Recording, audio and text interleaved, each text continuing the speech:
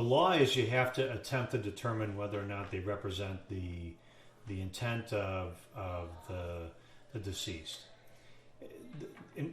Practically speaking, it will be impossible for anybody to read 1, 2, or 3 of these so-called wills and attempt to divine from them, because that's what it'll take. Someone to actually reach into heaven and make contact with the Aretha Franklin and say, were these actually your intentions?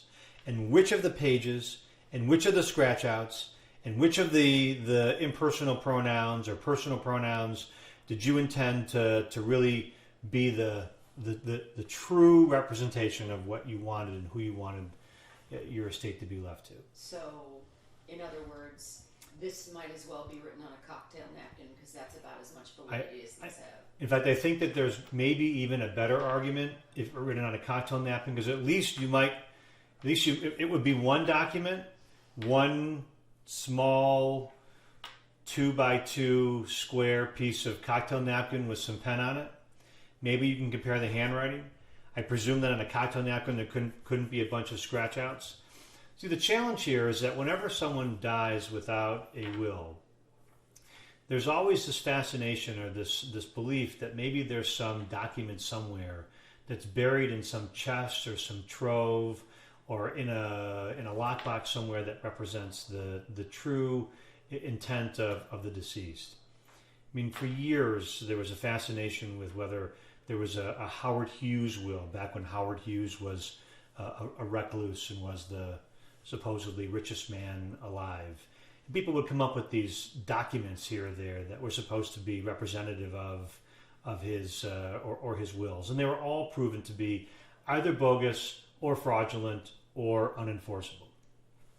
Michigan law requires wills to take a certain form, and the certain form requires that there be witnesses and attestations, and I'm relatively sure that the spiral-bound, ripped notebook-edged pieces of paper that were somehow cobbled or pieced together don't fit that definition.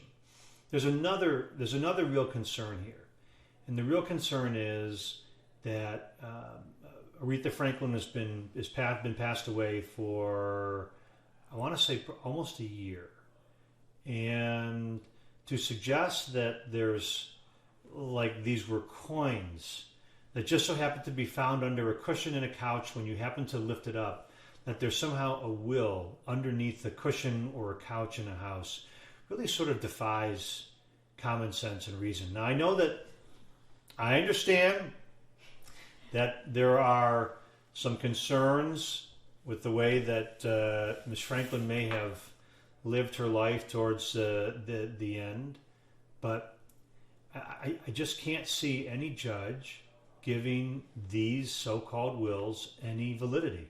I mean, someone could literally claim that someone wrote a will on the back of a closet door in invisible ink. Somebody could claim that they saw her true intent when she left something handwritten in the fog on a mirror in the bathroom. And I don't put much more stock in these documents than I do those two examples.